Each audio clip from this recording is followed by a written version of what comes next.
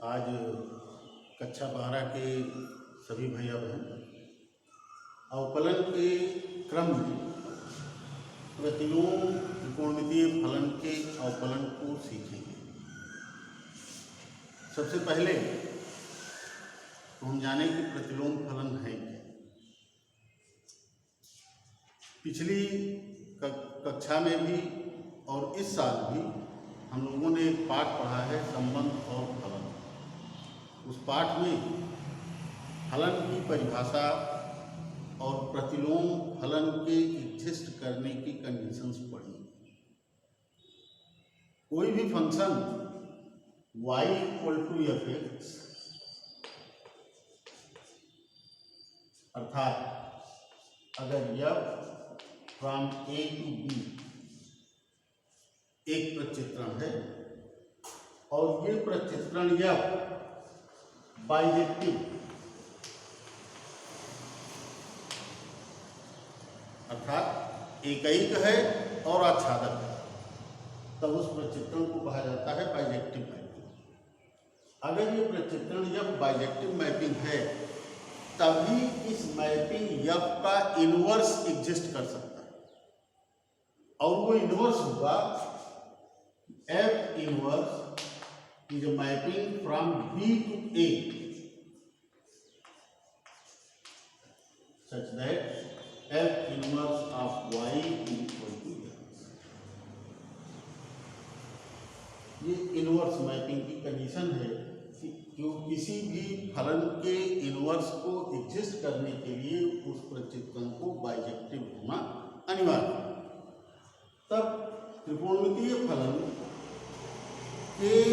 Inverse function के अवकलन के संबंध में हम लोगों को पढ़ा। मान लो कि y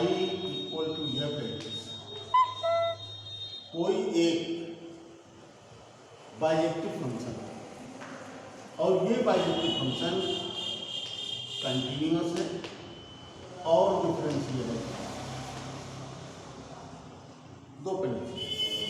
एक सतत है, दूसरा अवकलनीय। अर्थात सतत है इसका मतलब अगर इस फलन का आरेख खींचेंगे तो उस आरेख को खींचने में हमें कहीं भी अपने पेंसिल या हाथ को उठाने की आवश्यकता नहीं है। और अवकलनीय है अर्थात उसके वक्र पर प्रत्येक बिंदु पर एक डिस्टिंक्ट स्पर्श रेखा खींची जा सकती है। इस तरह से अगर ये फंक्शन y = f(x) अवकलनीय भी है और सतत भी है, तब f इनवर्स अर्थात इस f का प्रतिलोम इसके अवकलन के संबंध में हम लोगों को पढ़ा। इसके लिए सबसे पहले एक सूत्र को देखें, जिस सूत्र का प्रयोग हम लोग करके इसके अवकलन को सीखें। मान लिया y = f(x) कोई एक कंटिन्यूअस और डिफरेंशिएबल फंक्शन है किसी इंटरवल a में। इस प्रकार से है, अगर x के मान में अत्यल्प परिवर्तन, छोटे से छोटा यथासंभव परिवर्तन ये डेल्टा x का किया जाए तो कंटिन्यूअस होने के कारण इसके संगत y के मान में होने वाला परिवर्तन, अगर x का मान डेल्टा x परिवर्तित करें तो y के मान में परिवर्तन डेल्टा y का, और ये परिवर्तन भी इस प्रकार से as delta x tends to 0 delta y tends to 0 being continuous function. तब इसके प्रयोग से सूत्र की उत्पत्ति देखिए, delta y upon delta x into delta x upon delta y।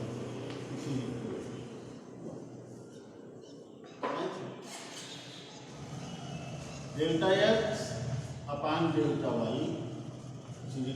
1 upon delta y upon delta x। दोनों ओर लिमिट ले लें as y tends to 0. This means limit delta y tends to 0, delta x upon delta y is equal to 1 upon limit delta y tends to 0, delta y upon delta x. सरल करें, क्योंकि as delta x tends to 0 implies delta y tends to 0. This means limit delta x y tends to 0, delta x upon delta y, this is equal to 1 upon limit delta x tends to 0, delta y upon delta x. अवकलन की परिभाषा के अनुसार ये मान है dx of y dy of y x is equal to 1 upon dx of y और dx by dy equal to 1 upon dy by dx और dy by dx into dx upon dy upon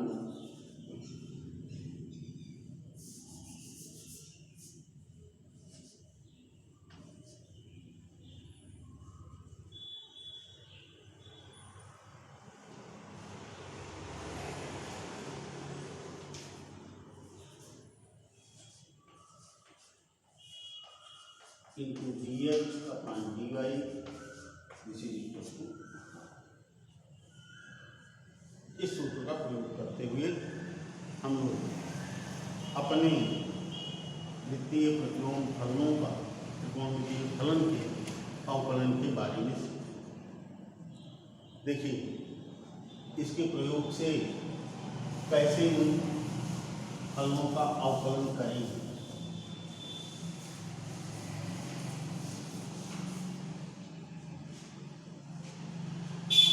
मान लीजिए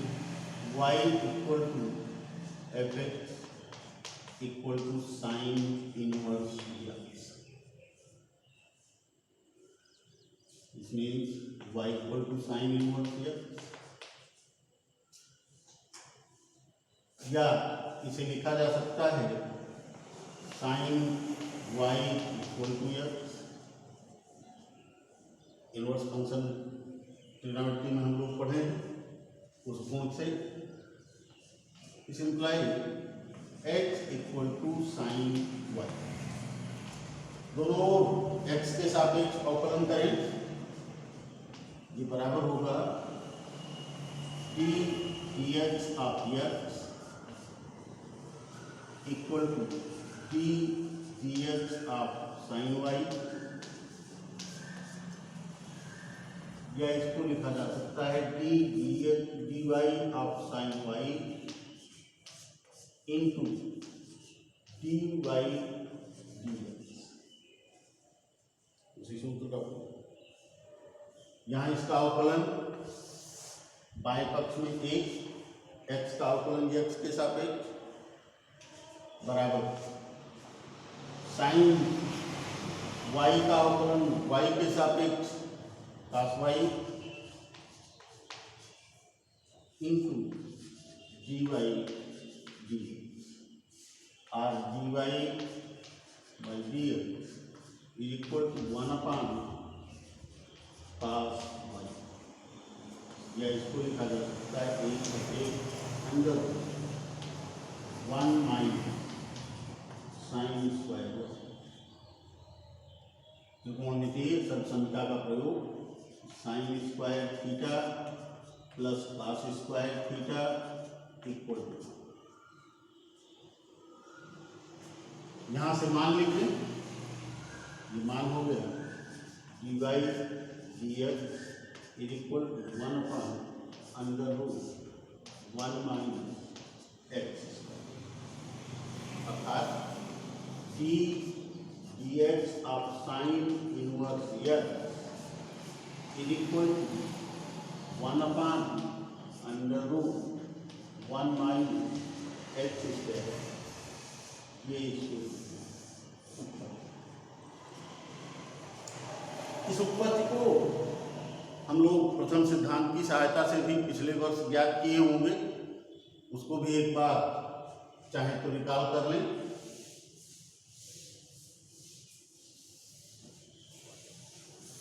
इसी सूत्र की उत्पत्ति प्रथम सिद्धांत से कैसे करना। मान लिया y को f(x) बराबर sine inverse x, y plus delta y equal to sine inverse x plus delta x। y plus delta y minus y equal to sine inverse x plus delta x minus sine inverse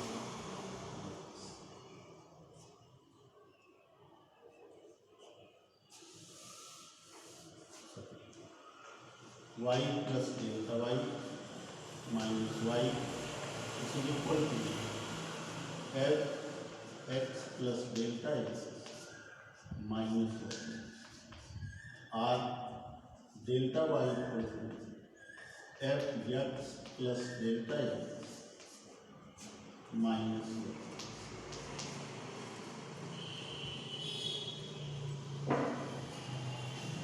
यहाँ से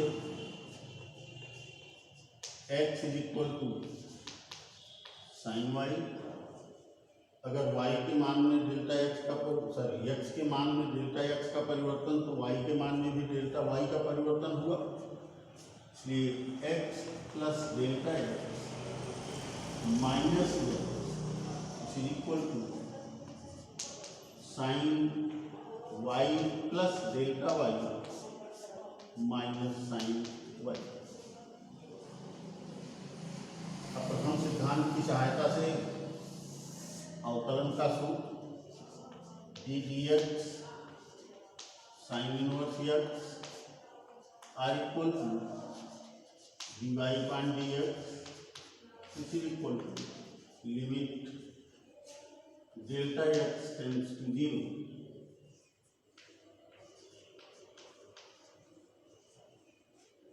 delta Y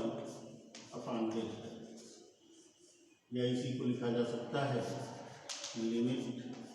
delta x tends to 0 delta Y upon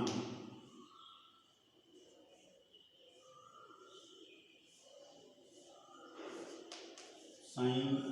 Y plus delta Y minus sine y, ये बराबर limit delta Y tends to 0 as delta x tends to 0 implies delta Y tends to 0 is equal to delta Y upon sine Y plus delta Y minus sine Y. सूत्र प्रयोग करेंगे sine C minus sine D, अर्थात y plus delta y को c मान लीजिए और y को d मान लें, ये लिखा है sine c minus sine D. सूत्र के अनुसार मान लीजिए delta y tends to 0 delta y upon 2 पास c प्लस d, अर्थात y plus delta y plus y upon, this means y plus delta y upon 2 सरल करके into sine c minus d upon means y plus delta y minus y upon 2, बचेगा यहाँ पर delta y upon 2। सरल करके लिखें d d x of sine inverse x is equal to limit delta Y tends to 0 delta y upon 2 cos y plus delta y upon 2 into sine delta y upon 2, या इसी को लिखा जा सकता है limit delta Y tends to 0 1 upon cos y plus delta y upon 2 into delta y upon 2 whole upon sine delta y upon 2। सीमा के सूत्र का प्रयोग करें कि दो फलन के गुणन की सीमा उन्हीं फलनों की सीमाओं के गुणनफल के बराबर है, अर्थात limit delta Y tends to 0 1 upon cos y plus delta y upon 2 into limit delta Y tends to 0 delta y upon sine delta y upon 2। यहाँ लिमिट लें तो यहाँ से हमको मिला 1 अपान cos वाई, क्योंकि डेल्टा वाई 0 कर देंगे केवल वाई बचेगा और इस पूरे पद की सीमा 1 होगी, 1 upon cos Y 1 upon under root 1 minus sine square Y equal to 1 upon under root 1 minus x square. ये अवकलन हो गया